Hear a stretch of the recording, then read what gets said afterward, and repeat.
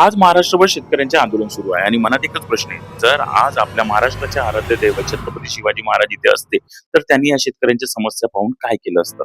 तर नमस्कार मित्रांनो, मी एक ब्लॉगर आहे आणि माझ्या आयुष्यातील मजेशीर आणि काहीतरी शिकवणारा अनुभव तुमच्यापर्यंत पोहोचवणं हेच माझं काम आहे. आज मी तुमच्यासोबत शेअर करणार आहे माझ्या एका खास आणि प्रेरणादायी अनुभव. आज शनिवारी होता आणि सकाळी हॉस्पिटलमध्ये कॅम्प संपून दुपारी 2 वाजेपर्यंत मी घरी पोहोचलो. मुलं झोपलेली होती आणि मी थोडा कंटाळलेला. तेवढ्यात आठवलं काही दिवसापूर्वी चर्चेत असलेला पुन्हा शिवाजी राजे भोसले बोलतोय हा मराठी चित्रपट कालच रिलीज झाला. बुक माय शोवर पाहिलं तर चंद्रपूरमध्ये फक्त 2 शो होते, 12 आणि 3 वाजताचा. वेळ मिळाला म्हणून मी 3 वाजताचा शो पाहायला गेलो.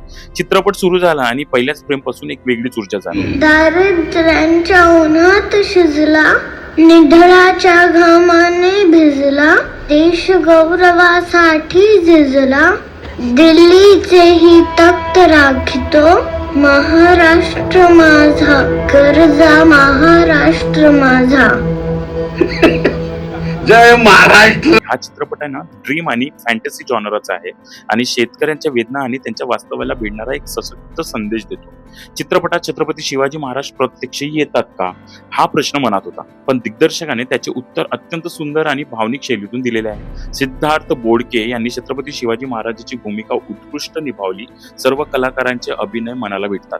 शेतकऱ्यांचे आयुष्य, त्यांची झुंज, आत्महत्या आणि समाजातील असंवेदनशीलता या सगळ्यांचा प्रभावी वेध या चित्रपटांनी घेतला आहे. आणि आज नागपूरसह संपूर्ण महाराष्ट्रात चालू असलेल्या आंदोलनाच्या पार्श्वभूमीवर हा चित्रपट आणखीनच अर्थपूर्ण वाटतो. जर आज छत्रपती शिवाजी महाराज असते तर ते शेतकऱ्यांच्या बाजूने काय बोलले असते हे या चित्रपटातून जाणवते.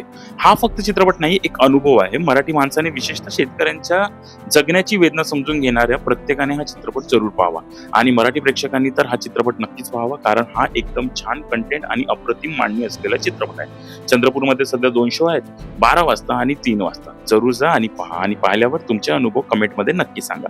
चला भेटूया उद्या नवीन ब्लॉग सोबत. तोपर्यंत बाय.